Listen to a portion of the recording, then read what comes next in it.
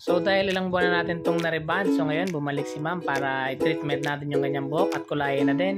So ito kung mapapansin nyo, na-rebond ko siya last December.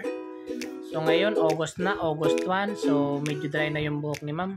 So kailangan natin i-treatment and mahaba na yung regrowth niya, so kailangan natin kulayan. So ang gagawin natin, kukulayan muna natin yung regrowth niya para mapantay na.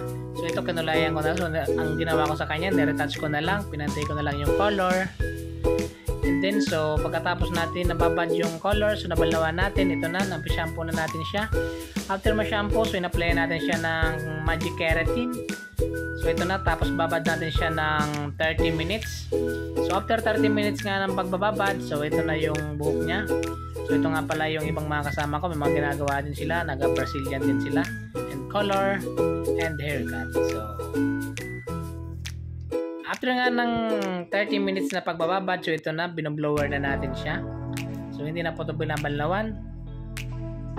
So blower lang natin ito ng 100%. So after pagkatapos nga natin mag-blower ng 100%, so in-iron na natin diretso.